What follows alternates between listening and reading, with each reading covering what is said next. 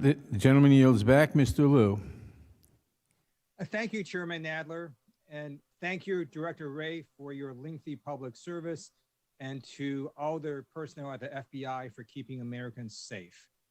Earlier at this hearing, it was brought up that COVID-19 could be a bioweapon. So before I ask you any questions, I just want to make a public service announcement. If you're watching this and you believe COVID-19 is a bioweapon, you can protect yourself. Go get vaccinated. If you're fully vaccinated, then COVID-19 largely cannot harm you. Please consult your doctor if you have any questions.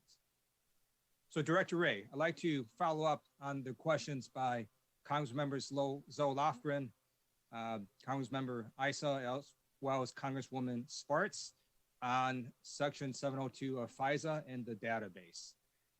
As Congresswoman Spartz mentioned, we wrote a letter to you about how the FBI got access to private information of Americans without a warrant from this database.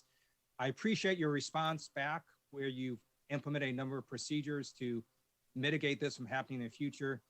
What I'd like to know is if in the future the FBI either accidentally or intentionally gets this information from the foreign surveillance database without a warrant, do you segment that information so that if it's ever used in a court of law, the defendant can challenge it and challenge how it may have influenced your investigation?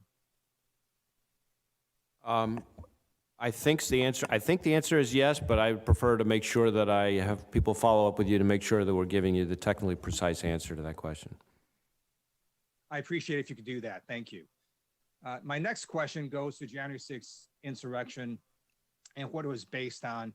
I appreciate that you earlier had stated that you investigated alleged voter fraud and you could not find any fraud sufficient to overturn the results of the election.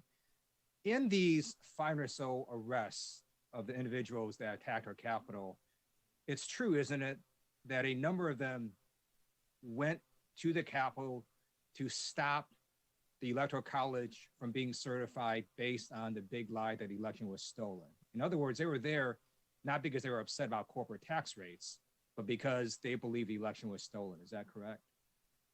Well, certainly some portion of the individuals that we have arrested so far were individuals whose intention was to interfere with or obstruct the operation of Congress's constitutional responsibilities here.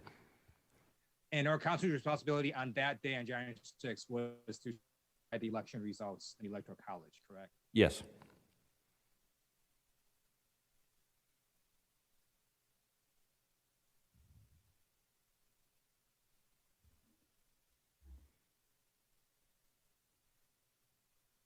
Yes.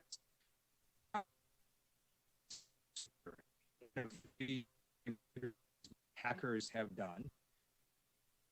It seems like in the 21st century that these cyber attacks are only going to increase. Would you agree, Director Wray, that we're likely going to see an increase in cyber attacks against both the public and private sector? Yes, we think the cyber threat is increasing almost exponentially. I mean, ransomware alone, the total volume of amounts paid in ransomware, I think, has tripled over the last year. We're investigating, I think, 100 different ransomware variants, and each one of those 100 has dozens, if not hundreds, of victims. And that's just ransomware. That's just ransomware. We obviously are investigating scores and scores and scores of nation-state intrusions and other kinds of cyber criminal attacks. So the scale of this is something that I don't think this country's really ever seen anything quite like it, and it's going to get much worse.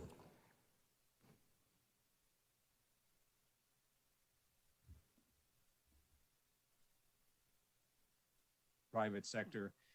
That's why I've introduced legislation to provide incentives for people to go into the cybersecurity field. We're simply going to need more of these cyber workers in order to protect Americans in the future.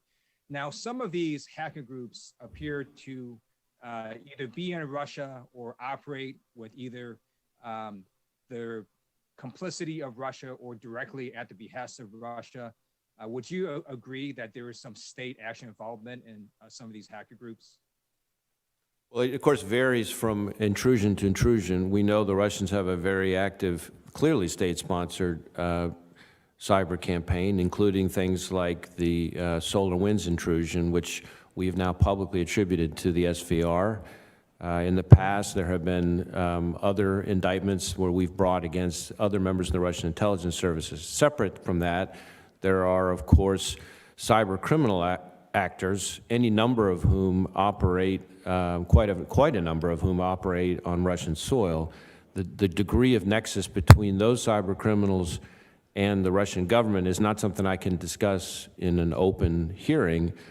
But I will say that the most recent actors, the so-called dark side actors involved in the Colonial Pipeline attack, are individuals who, perhaps not coincidentally, specifically target English-speaking victims.